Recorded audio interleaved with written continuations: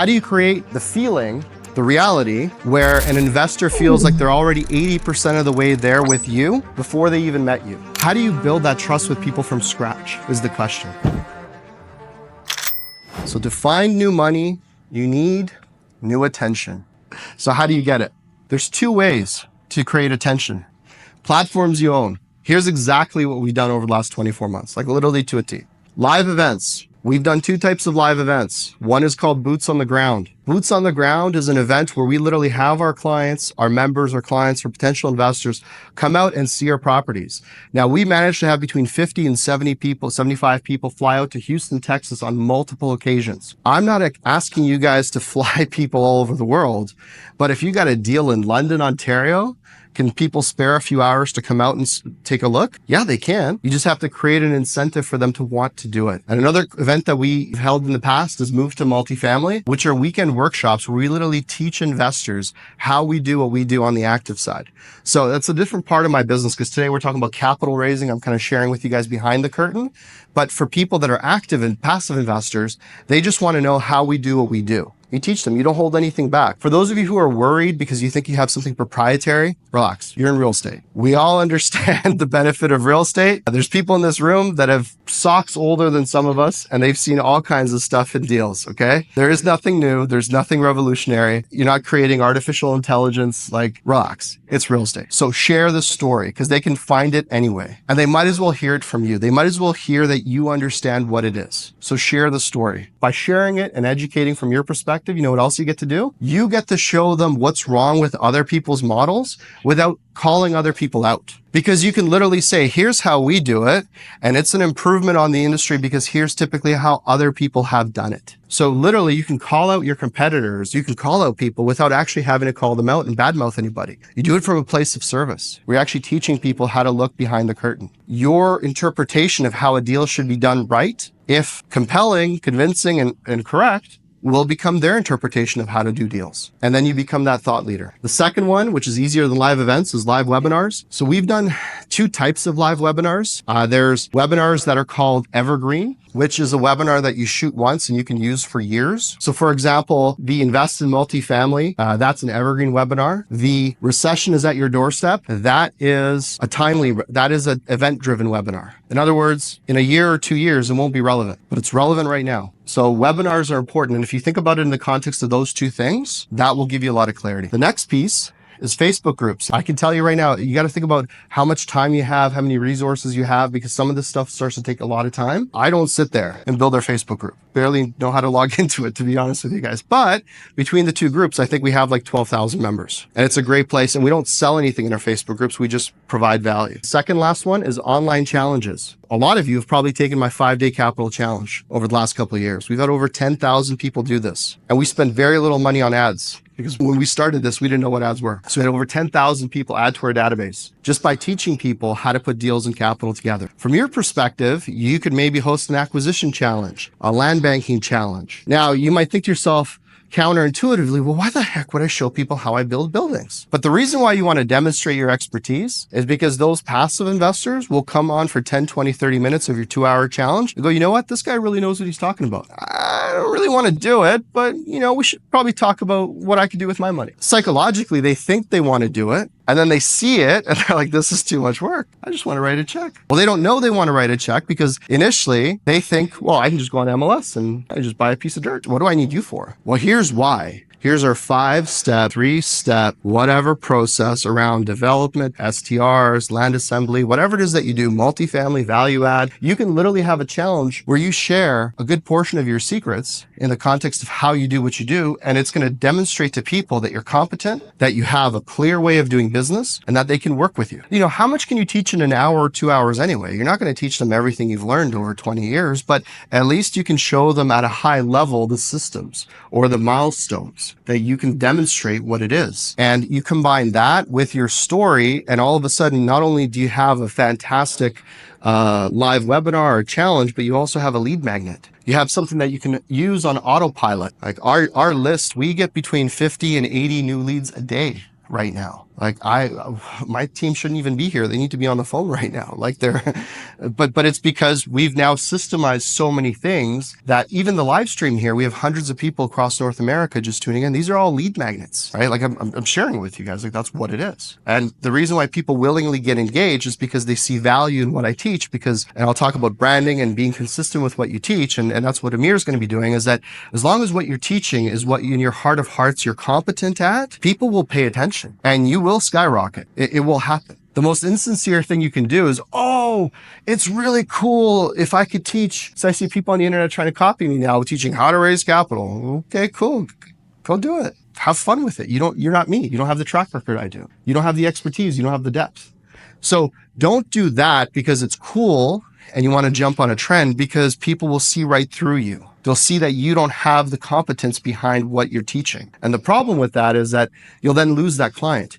But if you're in your lane and you're teaching the game the way you know it, you will bring in that vacuum. That you'll fill that void. The next one I just mentioned is Evergreen Funnels. So this ebook, Evergreen Funnel, Unlimited Investor Leads, thousands of people have downloaded this thing. Why would somebody download an ebook called Unlimited Investor Leads? They're looking for leads for investors, I think, right? Well, what do we teach? We teach how to raise capital. This is a fantastic lead magnet for my business. How do you take what's in here and put it in a self-describing format?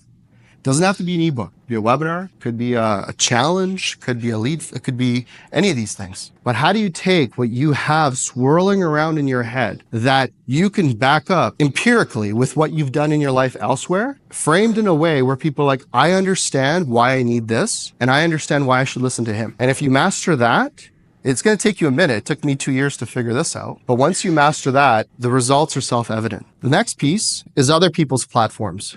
So other people's platforms are things like this, podcasts. So one of the biggest problems people have is when they get invited on podcasts, they're like, well, what do you want me to talk about? Well, what do you want to talk about? Well, what can you talk about? Well, the problem with that is that no one cares about your general opinion on anything. No one cares. Think about when you Google stuff. Do you Google Marcin's general opinion on X or Mel's general opinion on Y? No, you don't even Google my name or Mel's name. You Google, I want to buy commercial plazas in London. I want to buy this. I want to do this. I want to learn how to raise capital. How do I X? How do I Y? Results based. So when you guys are packaging yourselves, and we're going to talk about this basically throughout the entire day, is how are you packaging yourself in the context of how you want to be seen? If I Google you and I see you selling houses, there's nothing wrong with that. I'm just not going to understand how I can invest with you unless you also have another site or another brand that clearly tells me that you also do this. Or, hey, because I've been selling houses for the last 20 years, I actually have a huge list of sellers and buyers and everything else. And I have a huge opportunity to buy off-market leads, like off-market deals. Like you got to bridge the gap for me. You got to help me understand. If you listen to any of the 80, 100 plus podcasts I've been on, I'm always talking about capital raising, deal structuring, team building. Those are the things I talk about. Even when the podcast host tries to pull me into something different, I always bring it back to what I want to talk about. That's what we're talking about because that's my brand. That's who I am.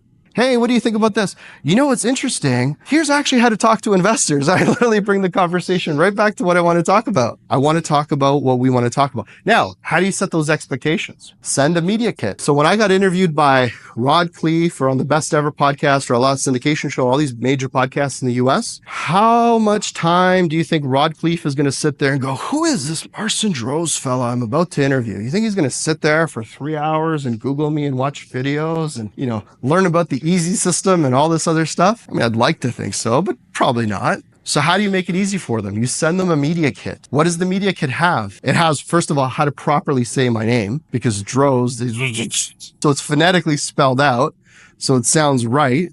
So if any of you have names like my last name, do them a favor. Spell it out phonetically on the media kit. Like such a simple hack.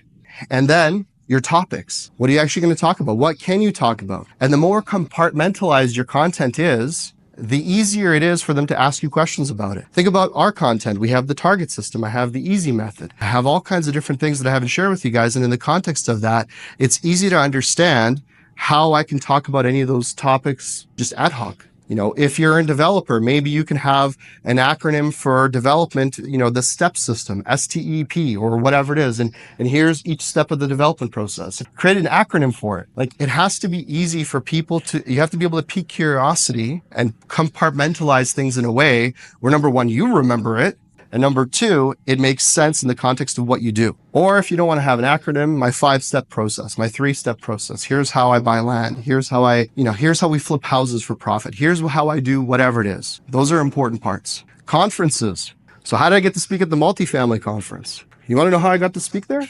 I just called him. I literally called him like, hey man, you need any speakers? He goes, no, we're good. I'm like, no, you don't understand. We need to talk. And he just starts laughing. I told him, I said, here's what I do. 30 seconds, succinct, everything. Here's where it fits. Here's how it fits into the clients. Here's where they need it. Here's why they need it. And here's how I add value to your audience. It had nothing to do with me. He's like, okay, that makes sense. You guys understand? Like, this isn't all like fairy tale out, in the abyss stuff. Like, you guys can do this. You can do all of this. It's just a function of having that focused approach. And again, that media kit, that presentation, that packaging yourself is going to be incredible. Now, this conference last year, the multifamily conference, what would it be worth to you to speak in front of 2,000 or 3,000 people and have the footage, the video, the content, be on stage with Cardone, all these other things, Kevin O'Leary the year before, Joe Fairless this year? How would that change your brand? It would move things drastically. I know it would. The next one is meetups and masterminds. So if you're sitting there and you're like, look, I don't want to speak in front of 2,000 people. Okay, speak in front of 5 people, 50 people. Meetups, masterminds. How do you get invited to speak at other people's masterminds? Well, you have something worth saying. How do you have something worth saying? You summarize it into your media kit. You have short blurbs of content that you can speak to. And then other people's social media. So rather than me posting me on other people's social media, what I've done is I've posted our members on my social media.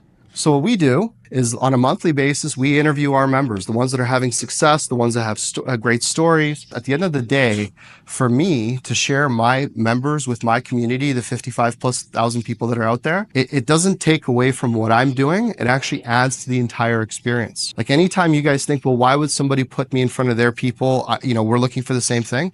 I'm telling you, if your people have that abundance mentality, you will naturally all move further together. So the question is, how do you package yourself? So for example, Tom and Kush, when they first joined our community, they raised $1.2 million, literally in 30 days. They cut their meetings in half. They had more time.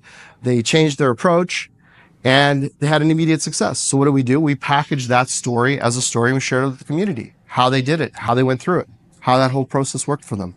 Like I said, over the years, we've developed all the templates and scripts that are necessary for me to tell my story. And literally that's what we did with our clients. And because of that, they were able to see the results that they had.